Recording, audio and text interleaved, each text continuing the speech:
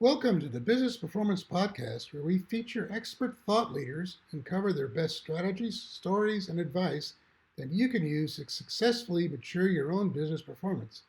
Now, here is your host, business coach Henry Schneider. Hello, everyone. This is Henry Schneider with the Business Performance Podcast, and today I'm talking with Douglas Ferguson, who is a facilitation agent. He's also part of the Austin startup community, an entrepreneur, human-centered, and the president of Voltage Control. So welcome. Hey, it's good to be here. Thanks for having me. Okay, so right off the bat, let's just talk about the name of your company. Before we start, you were telling me how you came up with it. So just for the audience, how did you come up with the name Voltage Control? Yeah, well, when I decided to go out on my own as a consultant, I wanted to have a name that was personal and, connected to me in some meaningful way. And as I explored that concept of, that these possibilities, I kind of gravitated toward music and, began to think about my synthesizer. And as I was sitting down at my synthesizer one day while on this journey for a name, it struck me that patching the synthesizer and working with the synthesizer was very similar to working with teams. And if I made a change, I had to be very careful about the impacts to other parts of the patch and how that's having ripple effects throughout the synthesizer. Um, and so that really struck me, and I thought more about, well, like that's got some potential, and um, the voltage that is transmitted through the patch cables is called control voltage, and the modules are referred to as voltage controlled.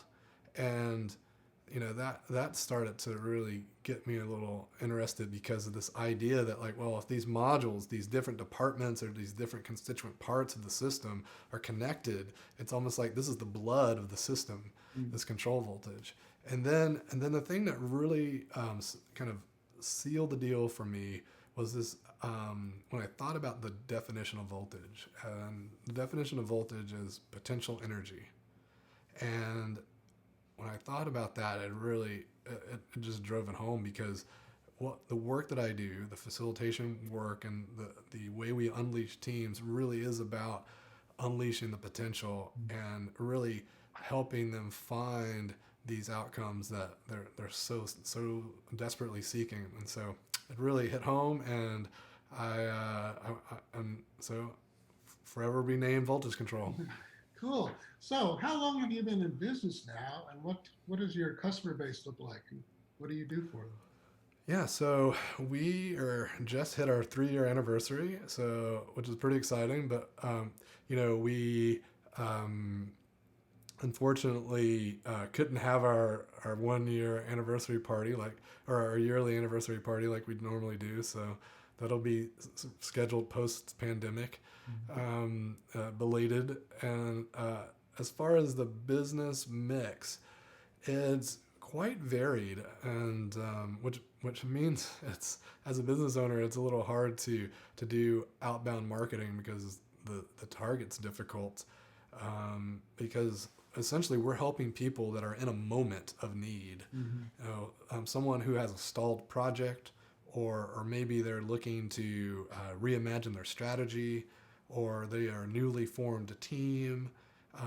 Whether Regardless of whatever it might be, they're in this moment where they're looking for something more. They want to level up in some way. They want to get past some roadblock, some challenge, or they want to achieve some opportunity. And bringing in a third party facilitator can make that gathering, make that group work so much more powerful. So we do that work. We come in, we facilitate these meetings, these engagements with teams, and we also train people on how to do those things. So we'll go into companies and help them understand how to do that work, because we have a belief that everyone is a facilitator if they are running a meeting, whether they call themselves a facilitator or not. And if you acknowledge the fact you're a facilitator and you start to think about these best practices and use the tools, then you can begin your path toward mastery and really level up the meetings. And if you think about meetings are they're they're kind of like if you use the metaphor of the voltage being the lifeblood, then the meetings are the cells, right? I mean, you've got the people, but like they're coming together inside of these atoms are coming together into these cells, and it's the point where everything is happening. And if we have a lot of friction, then things are going to move much more slowly. Mhm. If we don't have friction and we encourage positive outcomes, then we can move much better as a whole, as a whole organism, as a whole company. We're going to get results much more quickly, and we're going to find results that we didn't anticipate because we can move past the ordinary and to the novel. Okay. All right. So that's interesting. Especially since your customers have an immediate need. So what's your sales cycle like? I mean, if somebody, I Mm, need help today, but it takes a yeah. while to put everything in place. So, Yeah, sales cycle's really interesting. I just closed the deal with Apple, and that sales cycle is like nearly 3 years. um, I've been talking to them since right at starting the company, and it varies greatly because of that timing element. And that was my point around, sure, I could go out and target folks, but that's going to be a very expensive proposition because if I'm out targeting, do they happen to be in that moment? They could be the perfect picture of a client that might need it, but if they aren't ready at this moment in time, then they're not. Then it's going to require a long conversation. So I do believe in a ton of follow up. So once I build a relationship with someone, if there's any even sliver of possibility, I'm getting them in a cadence of follow up. So the fact that like I closed the deal after nearly 3 years, I've clearly done a little bit of follow up there.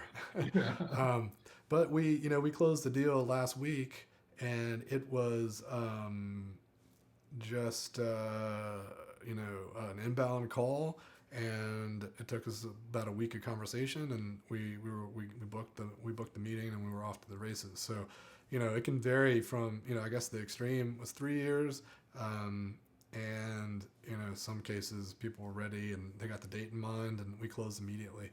So it really depends on the client, their needs, how quickly they need to move. And because of that, it led to some design on the business side because we reacted to the spiky nature of the business, Mhm. right? Because we could have someone call or email in and need a meeting next week, and our main facilitators are all spoken for.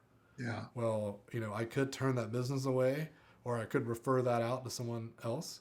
Well, instead, we opted for a growth mindset, and we operationalized the business to be able to flex up and down. And so we have systems for onboarding and training facilitators so that when our kind of inner circle is spoken for, we can easily reach out and recruit folks from that from the maybe the outer ring. In fact, I kind of think of it as like concentric circles because we've got W-2 folks, then we've got contractors that we're working with on a weekly basis, and then we have some that we're working with on a monthly basis, some that it's been a quarter since we worked together, others we've never worked with before, but we know Mhm. with a high degree of confidence what kinds of situations they'd be good at. And so that's kind of the model, right? And Yeah. so we're prepared if someone needs to move quickly, and we don't have time to kind of plan it out and slot it in when we're available. Okay. So how many people do you have as employees right now? So it's just 5 employees right now, and then about 10, between 10 and 15, depending on what week it is that we're interacting almost on a weekly basis. And then there's about another 15, 20 that we're maybe on a monthly, quarterly basis.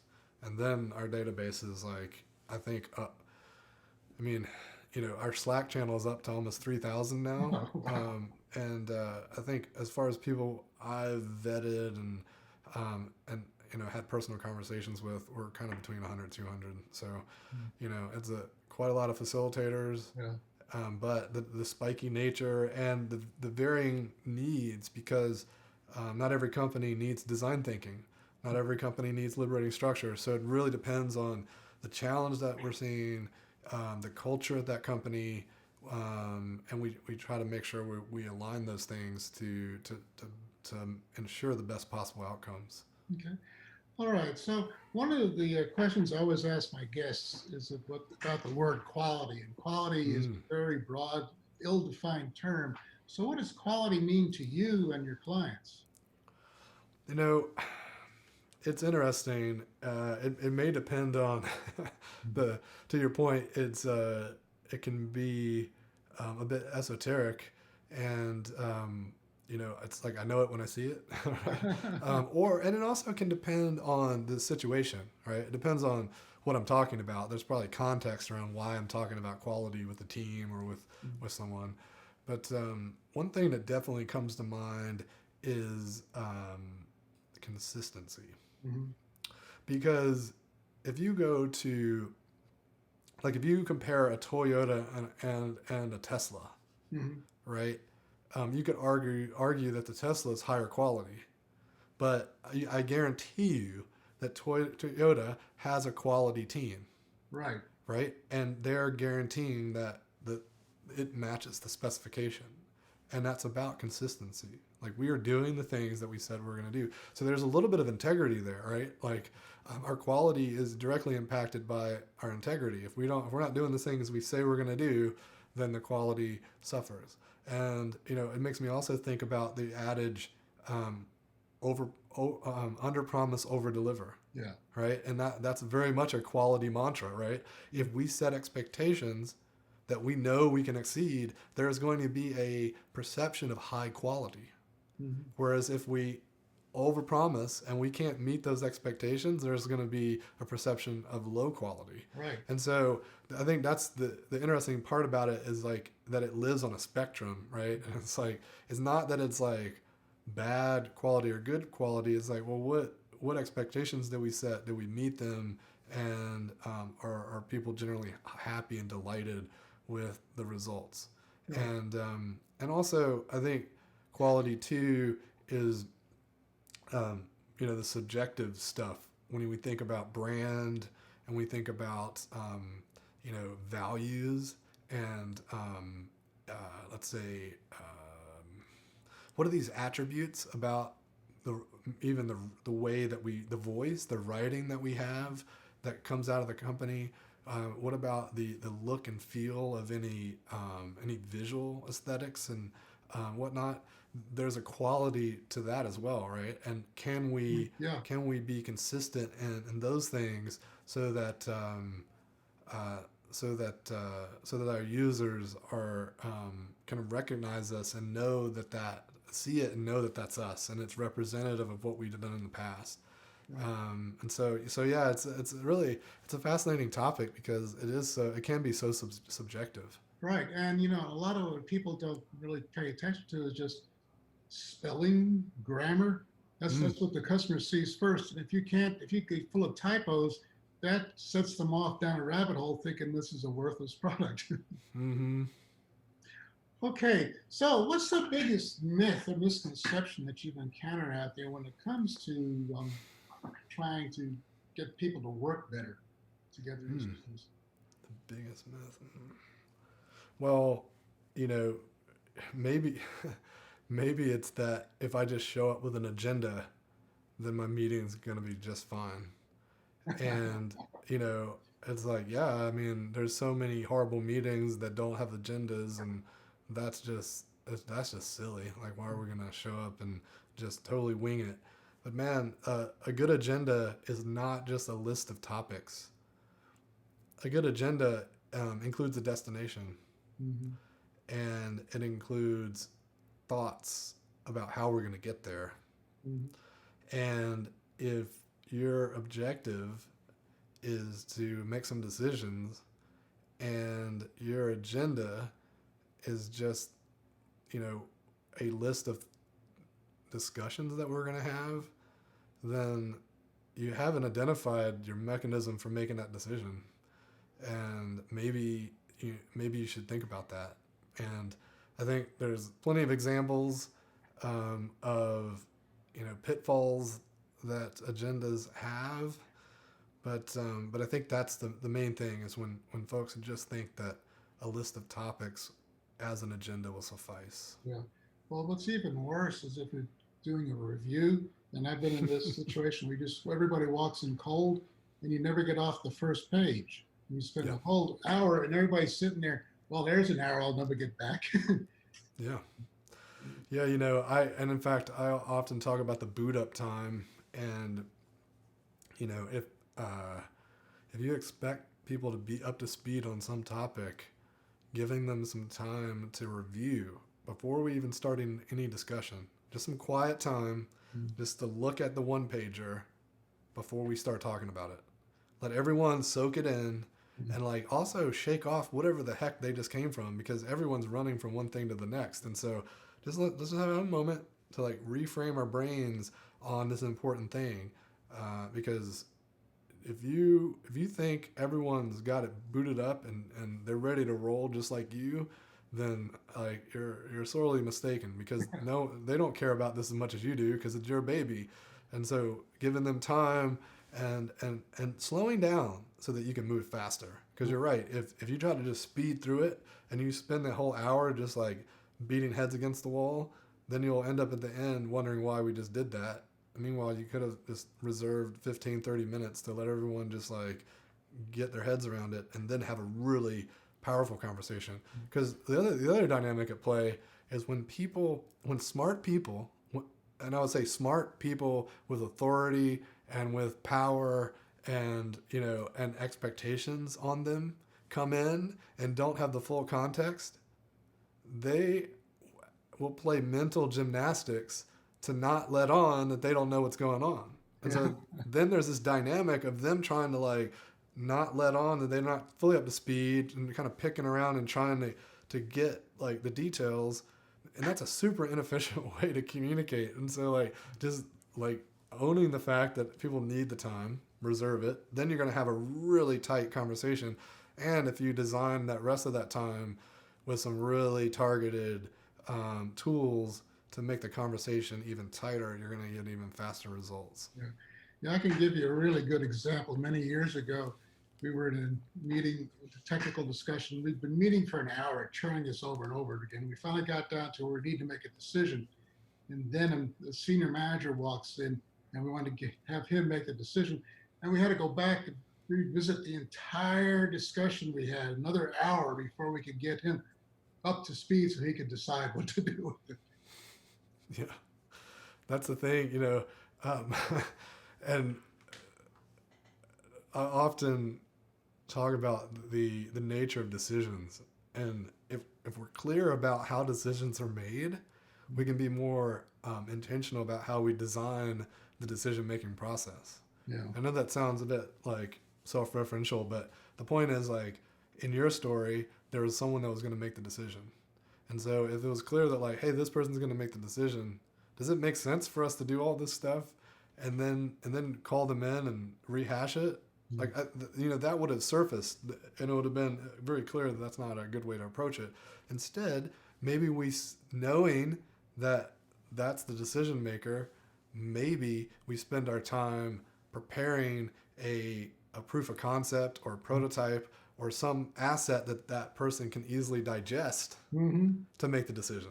So Yeah. that way our work together isn't duplicated and it makes it way more efficient. What's the executive summary for them to consume? You could have spent that hour making that executive summary. And that's what I mean by prototypes, right? Like the executive summary is a prototype for that decision. Ultimately, someone's going to use that tool to make the decision, but that's a much more effective use of the time. Sure, and at least everybody then feels like they didn't waste their time too. Because I mean, that Yeah. was, after, that's the way I felt after working a whole hour, and then the manager walks in and think, oh, man, we just wasted that first 60 minutes. They're going to redo the whole thing, rehash it all over again. So, okay, so how do you get people past these challenges? How do you get them to change the way they're thinking and change the way they approach meetings?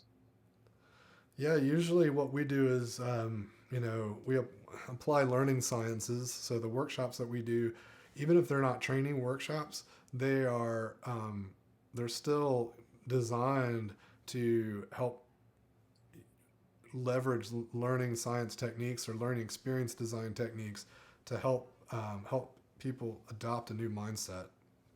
Because sure, we can come in and drive outcomes once, but if we sow the seeds for them to change their behaviors, when we get brought in next time, we can do even better work, and it's even easier for us. So like, and in some circumstances, some companies get really good at this and they don't need us anymore.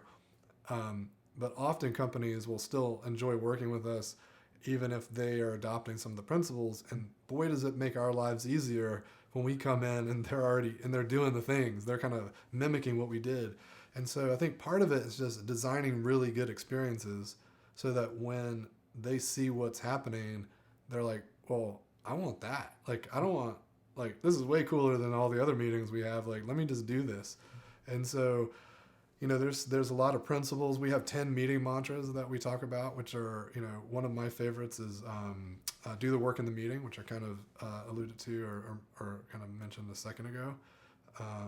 There's another meeting mantra around, tapping into the child's mind.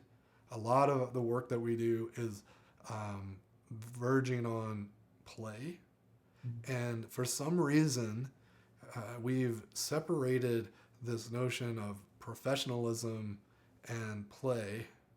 Like they don't seem to go together.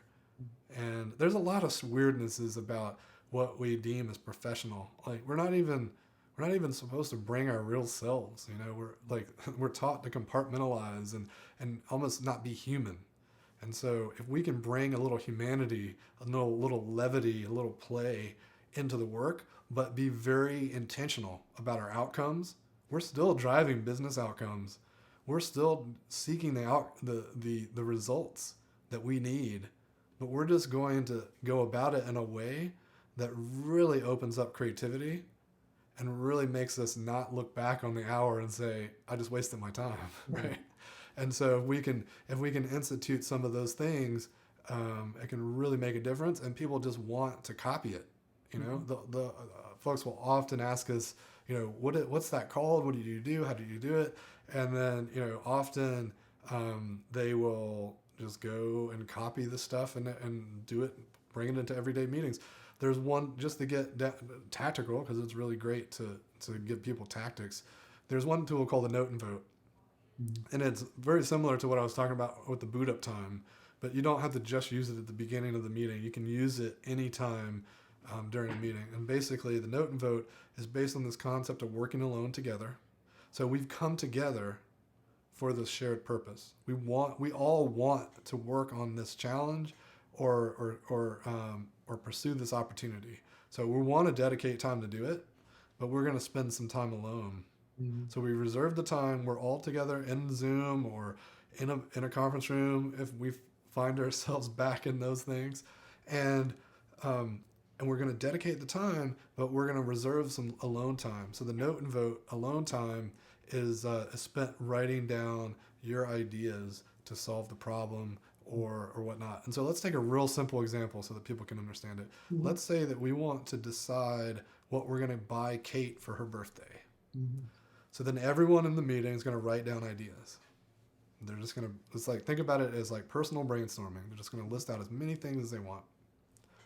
And then when the timer is done, that's another simple tool, tactic. Use a timer. Like so many people make agendas and then if you're not setting a timer, you're probably deviating from your agenda. So set it, once the timer goes off, then everyone picks one thing on their list that they want to get Kate for her birthday. What's the thing that you think, if it were your choice, what would you vote for on your list? And then we share all that out. And then everyone sees one entry from everyone, and then we vote on that. And then we pick the winner from that. So that's a simple decision-making tool that allows everyone some alone time to think about something, and then we share out our top choice, and then we vote.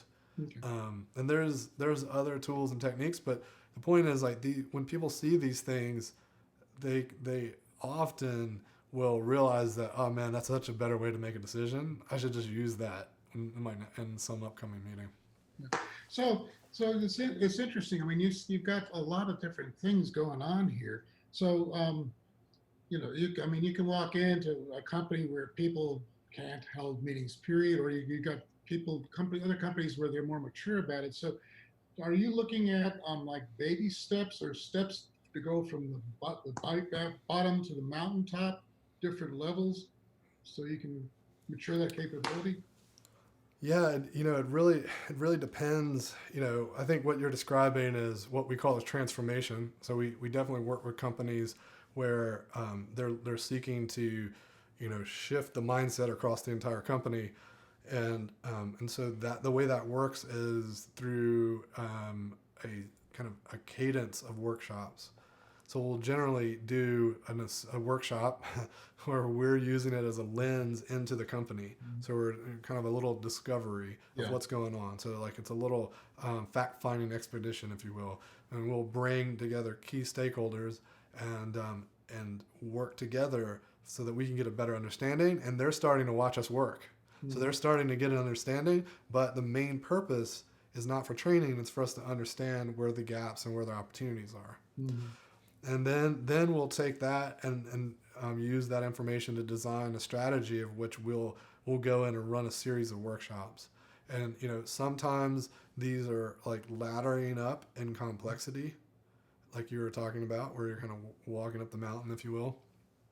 And that they may vary in size. We might start off small and start stitching together those groups to do a bigger and more complicated things. A lot of times we're finding nascent opportunities where there's a lot of potential, and when you think about the spectrum of the willing, we start off with the very, very willing first, because Mm-hmm. we ignite them, then they go off and inspire others, right? And Right. others can watch what they're doing, and then we just kind of build from there. But that design is all based off of what we learn in that workshop, where we're kind of exploring with them where these opportunities are, who the people are, how the company's organized, what the culture looks like currently, and what their meeting systems look like at the current point, at this current juncture. Then the other thing I'll say is we usually end one of those projects with a big capstone. Mm-hmm. And that's when we kind of draw all of it together, and that's more of a learning workshop. So we'll have themes and things that are related to their work, but instead of a tight team that's already focused on this challenge or already facing a challenge, we're bringing all the people together so they can reflect on what they saw and learned in these smaller workshops and then stitch it together. And often that's when they'll actually sit back and design their meeting systems. So that's when they're saying, all right, well, here are the 10 types of meetings we have. Here are the names we want to use for them. Here's when it's appropriate to have them. And that design work usually happens in that final capstone, because they've had a chance to practice some of this stuff, to have some of these realizations. And then we just turn the lens inward. So instead of designing solutions outward for the stuff, we start to wrap at the end on, hey, how do we apply the stuff to what we're doing, and like get real conscious about our employee experience, if you will. Okay. So this makes me also think, what happens when you encounter like an executive that hires you who wants immediate results? Mm. This is not something that's going to happen overnight. No, no. Well, I would say that it depends on what their expectations are. Sometimes they want immediate results, and the immediate results are possible, right? Because Yeah. they're like, hey, we want to bring the team, we got this proposal due, we've had this contract for 30 years, but the client is now expecting us to take on way more work. Like they're broadening the project, and so the contract's bigger, and now there's more competition for it because it's bigger. We've had it for nearly 30 years, but it's not guaranteed, and we want to make sure we put the best proposal forward that we can. Can you run a meeting for us to co-create that proposal? And my answer is yes. When do you need us to do it? Because we can turn that around very quickly and do that. And that's something that we just did recently. So Yeah. it's top of mind. But if they're trying to transform their organization and they want it overnight, that's when we have to have a conversation. And, I'll usually, it really depends on the individual and the rapport that I've built and what stories and metaphors I think will help them understand and, take them along. But for instance, kata comes to mind, like pointing back to Toyota and the lean manufacturing stuff and saying, any real change takes time, but we need to do it in incremental steps. So like, what is the first incremental thing we can do to start seeing change? What part of the organization keeps you up at night or gives you the most heartburn? Let's analyze that and see if we can get quick wins there. Or like, who do you think is the most influential in your organization? What can we work with them so that they can start influencing? So I would start talking with them about tactics that will make it potentially move faster, but understanding that we got to first get some early wins. And because we're dealing with complex adaptive systems, because that's what organizations are, we need to place a lot of small risky bets so that we can see what's working and then double down on those things. And so kind of just giving some theory around change, I think it's a great place to start, but also being very conscious about how they think and what they value and how to position it so that they can understand it. Because at the end of the day, everyone has their own lens. They perceive stuff how they're going to perceive, and we're all better off if we can align on shared values. Like I work with Greg Sotell quite a bit, and I'm a big fan of his book Cascades. And he has this story he talks about. If you're trying to get someone to adopt agile, then just coming in and saying the Agile Manifesto is awesome because you believe in the manifesto, that's not going to move hearts and minds. Right. But if you understand what's important to that individual and you sell it or you position it based on those values and those outcomes, you're going to be much more successful at getting them to get on board. And so that's the kind of stuff. I think it's really just understanding that individual, what's driving them. Mm-hmm. All right. So, before we started, you were talking about your career and a defining moment when you were at Core Metrics. So, can you share that? What happened when you were there that turned the lights on and led you to where you are today? Yeah, I was a young software developer. It was my second job post college, first job in Austin, Texas, and we had built a tracking system. So, if you're familiar with Google Analytics, it was the 1x1 pixel. We were actually one of the first to do it, if not the first. We had a provisional patent on it, and we had built some really amazing scale. And that day in technology, that was very difficult. It's much more easy to do these things these days, but we were really proud of what we had built. And we had some really sophisticated reports for online retailers. We had sold a bunch of retail clients. In fact, we had all the marquee names, including Walmart.com, EddieBauer.com, you name it. If it was high-end retail, we had it. And oddly enough, we had Victoria's Secret had was one of our clients, and we had a report about abandoned shopping carts, right? And that's pretty common these days for e-commerce. You want to track your abandoned carts. Well, Victoria's Secret had built an abandoned cart report, and they called it the Panty Watchers. So anyway, we were really proud of this technology, and we had all the clients to prove it. And along came a company called Omniture, and they brought with them a better user experience. And we didn't call it user experience back then, but they had a better UI. They had friendlier reports. They created a more delightful experience. It was easier to understand, more intuitive.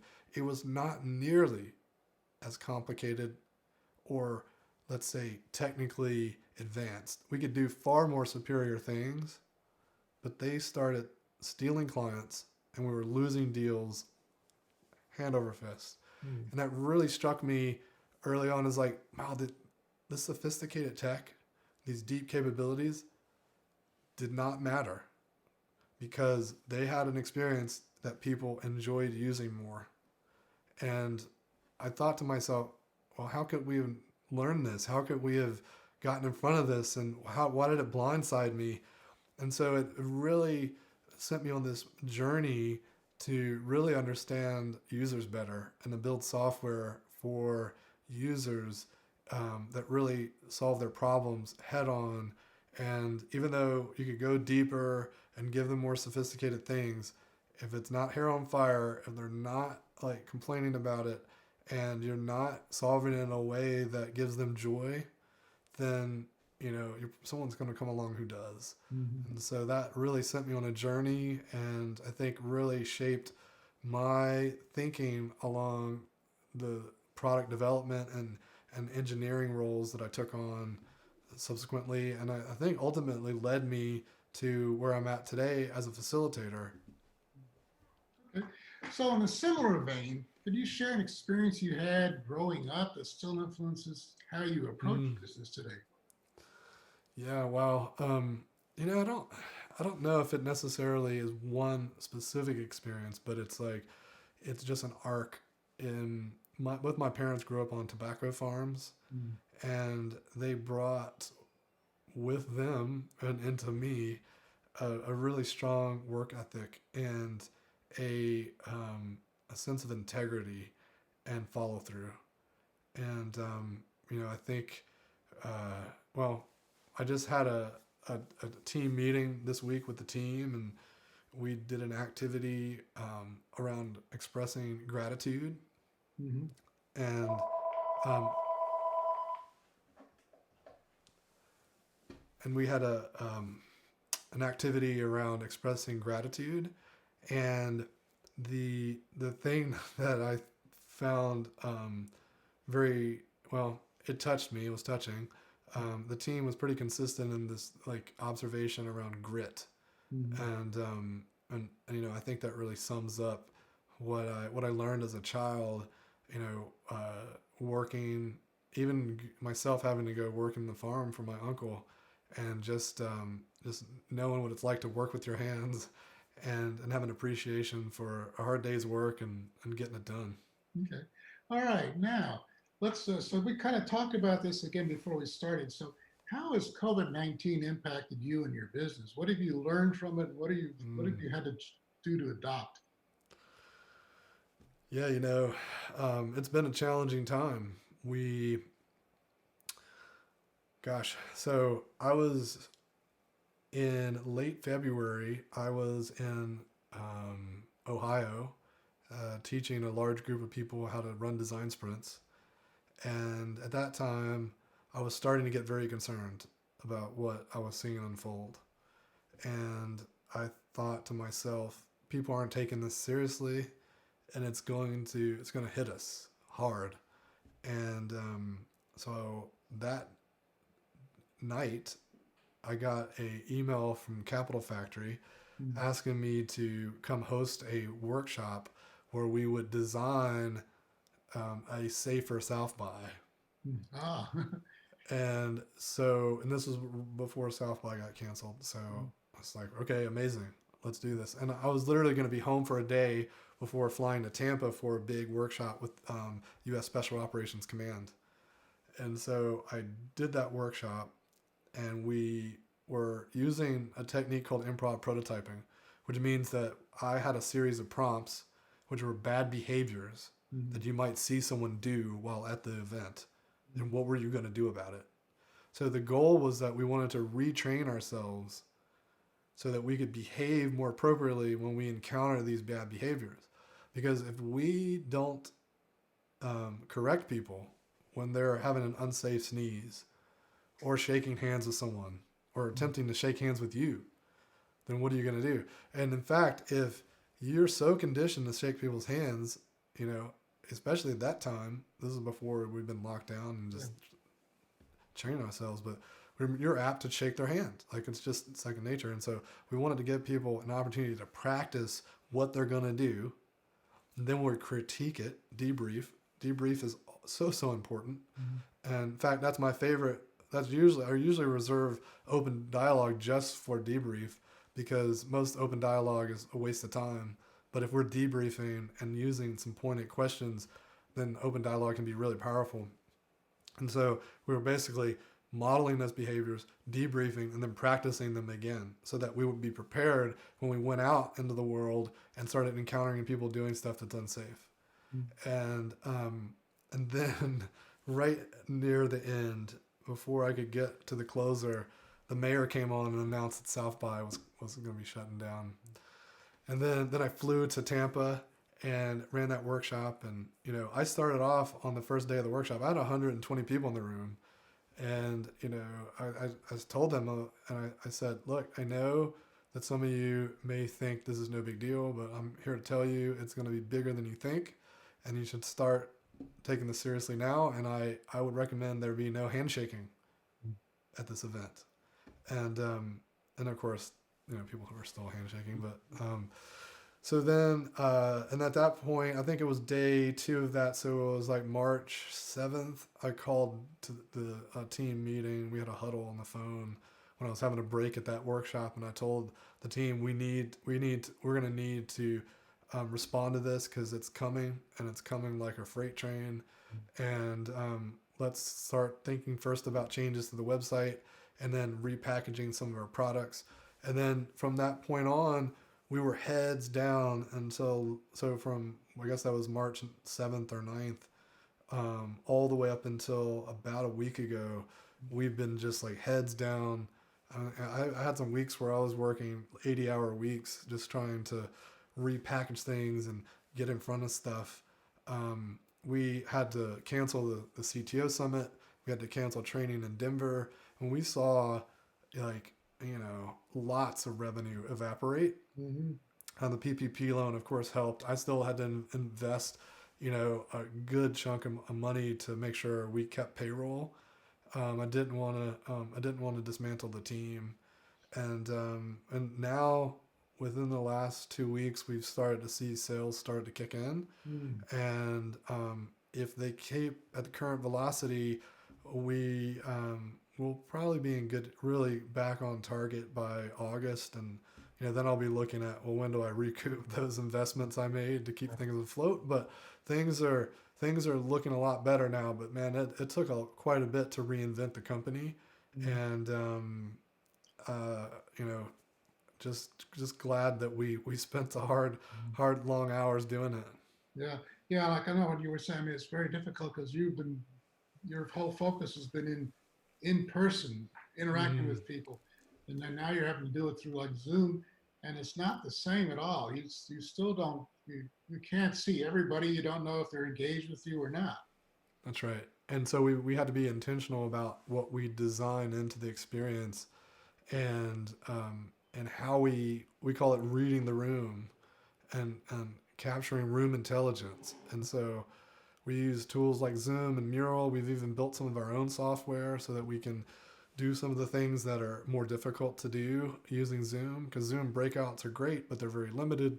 Yeah. And so we've been designing around those limitations, as well as trying to build some of our own experiences. And I think we're still scratching the surface. One of the things I'm really excited about is we have a partner that does amazing virtual reality work, and we're partnering with them on creating some like more immersive 3-dimensional meeting experiences. Wow. And I've been a bit of a naysayer on the whole virtual reality thing because you have to have a headset for that to really be immersive. But the first person shooter game experience isn't all that bad if you think about that versus being in a Zoom call and just having this Hollywood squares and these like everything's fit inside the box.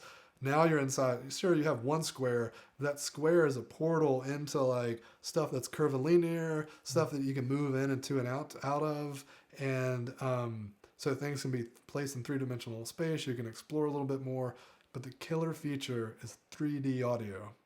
So if I want to do a breakout room, I just say, you folks go over here, you folks go over here. And if you get far enough apart, you won't be able to hear each other.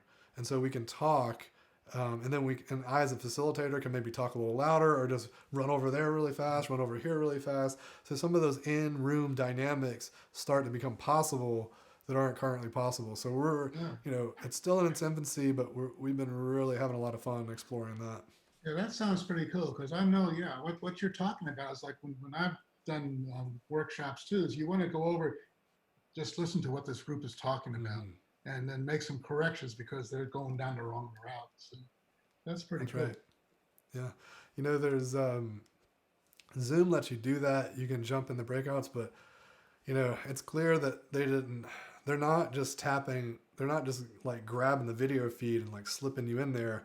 It's basically like shutting the meeting down and then joining another, which Well, is, it's slow and clunky. mm, Um, there's a guy that wrote a Chrome extension that allows you to like navigate between Google Meets, mhm, which is kind of cool.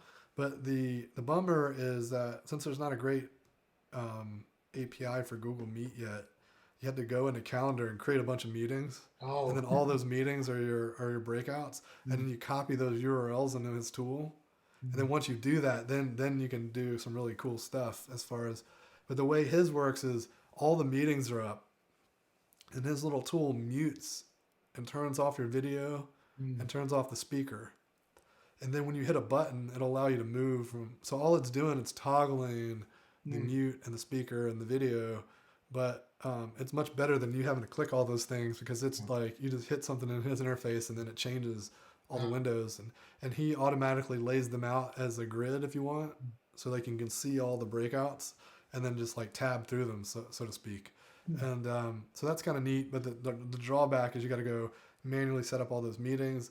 And then also, if you're reusing meeting URLs, then technically people could find their way in from an Yeah, old session or something. So there that's it not says great. probably privacy stuff. Yeah, yeah. So, okay, so one other question here, other than COVID-19, what are your top three concerns as a CEO for your business? Hmm. Well, the pandemic has been a big concern and very distracting.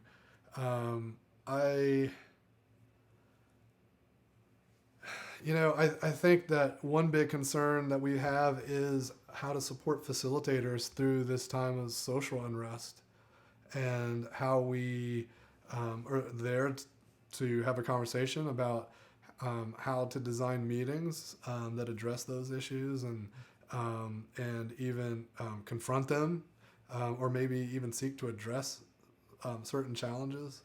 Um, we've sought to not be silent during this because I think in a lot of ways we talked a little bit earlier about this notion that professionalism has was this thing that where I didn't always feel comfortable being myself Mhm. and definitely politics is like something that's like don't bring that to work, and somehow like this notion of equality and social justice kind of got wrapped up into that, right? And it's like so easy just to be like, oh, well, that's politics. Let's be quiet on that issue. But I think companies really should be vocal about it, and and being vocal can be a way to take a stance. And it's very proven that diversity improves business outcomes, and so that's something that's been weighing on my mind. And I've been as an ally trying to think about how I do right and not take missteps. And the thing I'll say to folks is that's been comforting for me is Maya Angelou has this amazing quote that says, "Do the best you can until you know better, and when you know better, do better." Yeah. And so I've just tried to remind myself of that because it's like the days are short and the what is it? The days are long and the years are short, um, and I just had to one step at a time. And so that weighs on me. Um, you know, I guess I just constantly worry about making sure that we um, just are holding space and creating opportunity for all of our employees and our community, because without them, we really are nothing. And I'm just making sure that they're taken care of. And so I spend a lot of time, whether they realize it or not, a lot of time thinking about them and making sure that they're okay. and what can I do for them? And sometimes I come up short. I'm not sure what I should do right now, but I think that my strategy has always been just keep it top of mind, and when the time's right, the idea, the solution will come to me. Okay. All right. Now, just another question. If you had to start things over again from scratch today, what would you do differently, and what would you continue Wow. doing the I mean, same? if I started, I don't know if, gosh, I don't know if I would start anything right now Mhm. because of just the uncertainty and craziness of things. Like I feel really blessed that I've got, I had nearly 3 years under my belt. We built a lot of traction on SEO, which takes a long time. Mhm. We've got a lot of customers that care deeply about us and the work that we do that bring us back in. And we built a big, strong community that we can be there for, and that keeps me going. So it'd be really tough right now to start something new, to be honest. But if to be in the spirit of your question, because I get why you're asking it. So let's say no pandemic, Right. and if it really is about these hard wrought lessons, what would I do differently? I think maybe I would have dropped the fractional CTO stuff much sooner. Mhm. So I started off thinking that I was going to be a fractional CTO, and that design sprints would just be one of my offerings, because I had this experience of doing design sprints and I really enjoyed facilitating them. And I think it was just a little bit of fear and a little bit of uncertainty on my part that are people really going to want me to come up do these design sprints? Will I have enough to actually live off them, etc.? And and I think that the problem with telling people that I was a fractional CTO and I did design sprints is that some people would remember fractional CTO and some people will remember design sprints, but nobody remembered both. Mhm. So then I had this like weird, mixed kind of perception floating out there. I still have people that introduce me as this fractional CTO guy, right? Which is not a bad persona to have. I mean, it does separate me from other facilitators, but I think I might have gotten a little tighter in that positioning early on. But I don't know. It's hard to go back and change time, because those things are those are just lessons you learn by experimenting and trying new things and adapting. So I don't know. I feel pretty blessed to have made a lot of lucky, good choices, and but maybe that I would have just like doubled down on the facilitation stuff a little sooner if I could go back and rework it. And then what was the other question? Oh, what would you continue doing the same? Oh gosh, I think I'm doubling down on a lot. I guess maybe not exactly what you asked, but there were a lot of things that we've tried in the past. Like we've tried a lot of outbound marketing, and I've come to the conclusion that there is no great way to target someone that's in a moment, that's having a crisis, right? Because it's like not like you can go to Facebook or LinkedIn and go, okay, I want this ad to go to everyone that's in a crisis mode. It just doesn't work that way. Yeah. And so I think I might have, if I went back, I tell myself, just skip that outbound stuff and concentrate more on just the staying true to the relationship building. If it is outbound, it should be, very much about relationship building and hyper targeted. And so to then piggyback that off of what I keep doing, I keep building relationships and strategic partnerships and understanding where I can be helpful and who values the work that I do, and and work with them and exceed expectations. That's a pretty winning formula for me. Okay, Douglas, thank you so much. We're rapidly running out of time. I don't want to eat too much of your evening up on this. So, how can people get in touch with you if they want to learn more about you and voltage control? Yeah, we're at voltagecontrol.com, and that's where you can learn about our services, and we have a blog there as well, so it's all there. I'm on LinkedIn as well. I do a lot of LinkedIn. We're publishing there as well as on our blog, and just check us out. I've been getting more active on YouTube as well, so we've been doing quite some live sessions with my co-author Karen, She and I go live every Friday, so you can check us out there. So hope to see you online sometime. Okay, great.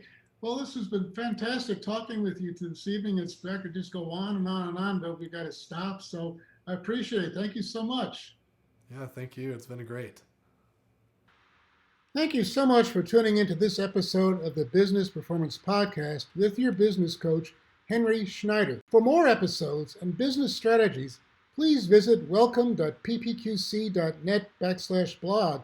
That's www.welcome.ppqc.net/blog. And remember to subscribe so you can get the latest episodes. Thank you.